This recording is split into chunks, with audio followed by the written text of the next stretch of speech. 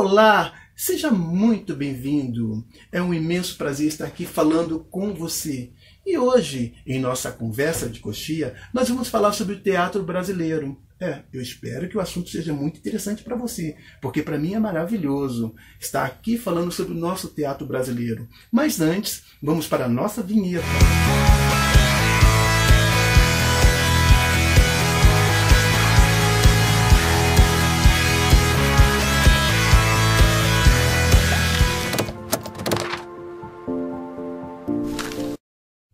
Não tem como passar pelo teatro brasileiro, sobre essa história maravilhosa, sem mencionar os nossos povos indígenas. Eles, que mesmo antes dos portugueses invadirem o Brasil, eles já estavam aqui e viviam aqui, habitavam em torno de 3 milhões de indígenas, mais ou menos 1000 grupos diferentes, ou seja, imagina quanto tinha de cultura aí, né? Esses povos indígenas, apesar de pertencerem a diversos grupos diferentes e apresentar uma rica cultura, eles tinham também coisas similares entre eles, né? Eles tinham, por exemplo, a religião, o hábito, os costumes e o comportamento muito parecidos. E isso os aproximava culturalmente. A história do Brasil acontece em 1500, com a chegada dos portugueses às nossas terras, nos tornando uma colônia de Portugal. Em um primeiro momento, a arte ela foi introduzida no Brasil por meio dos jesuítas, que vieram comandados pelo José de Anchieta, né?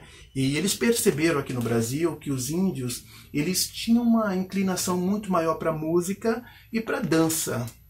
E através dos seus rituais foi percebido que se introduzisse no Brasil os autos, que fala sobre as vidas dos santos, os feitos, seria muito mais fácil essa comunicação entre o índio e eles.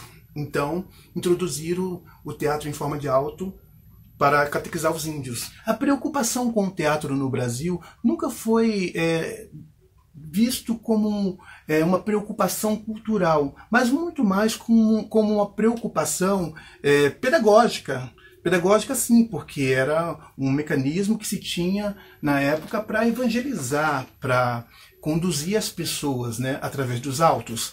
E há relato que dizem que o teatro, nessa época, ele era muito mais utilizado em festas populares, em festas religiosas ou em acontecimentos políticos.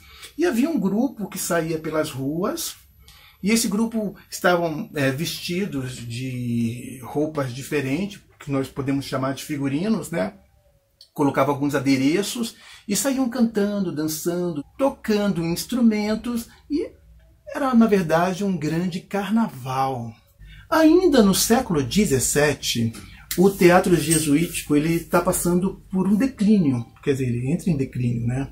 E então o que acontece com o cenário teatral no país nessa época?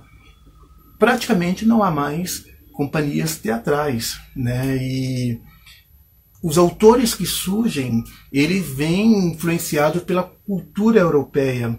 E mesmo assim, nesse meio de calamidade cultural, aparece então Antônio José, o judeu.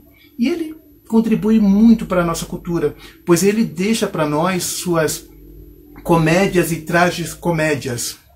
O primeiro teatro brasileiro, ele é o teatro do Padre Ventura, conhecido como o Teatro da Ópera, né? Ele é chamado Teatro da Ópera porque a ópera, na verdade, ela é uma arte que une todas as artes, praticamente, né?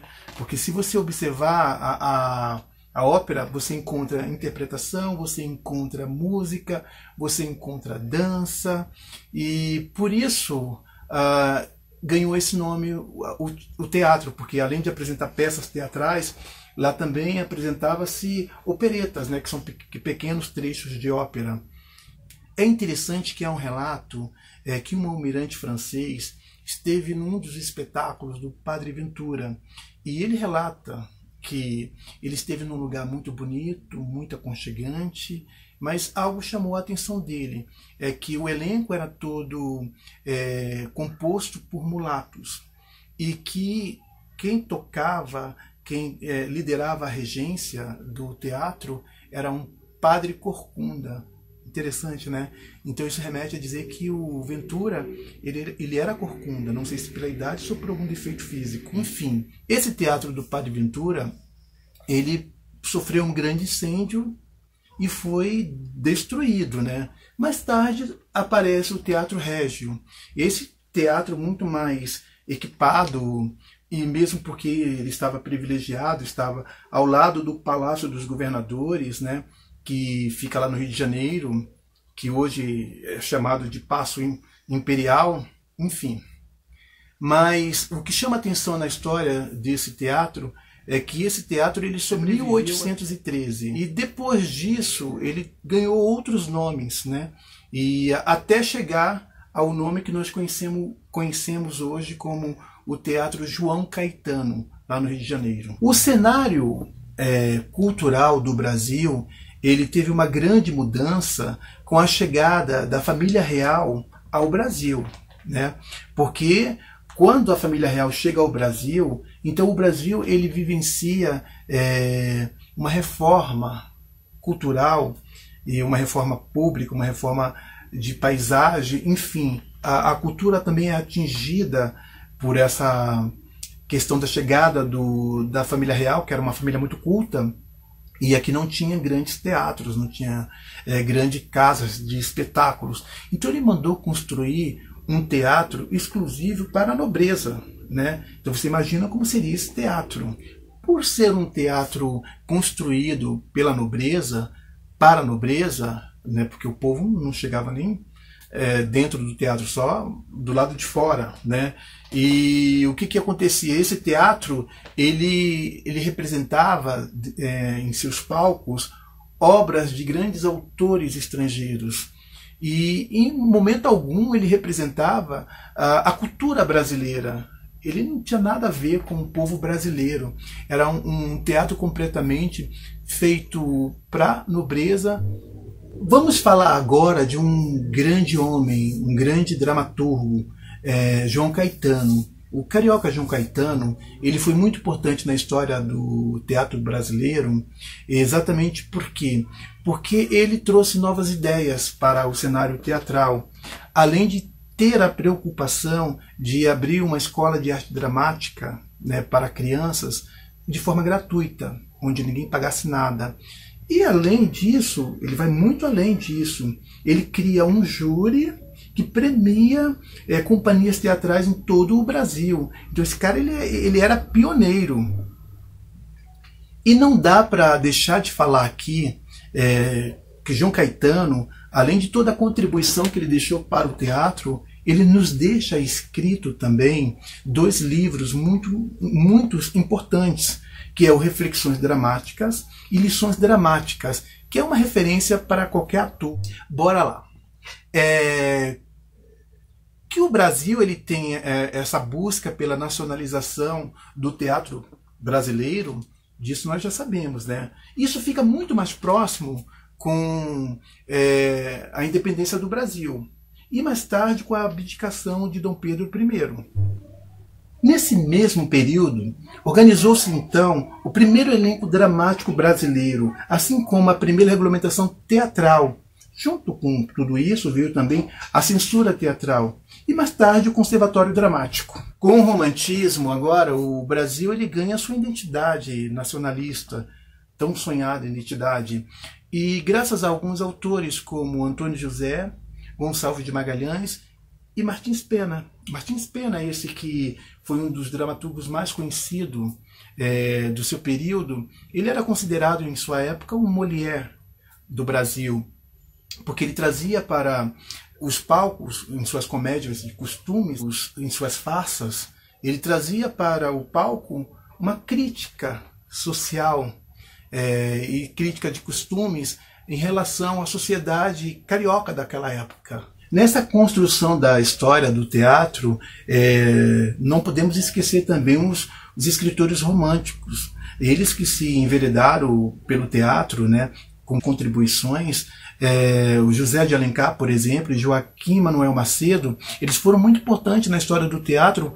No romantismo, essa busca pela nacionalização dos textos teatrais, temos aí então Gonçalves Dias, ele que veio trazendo renovações para o processo cênico, né?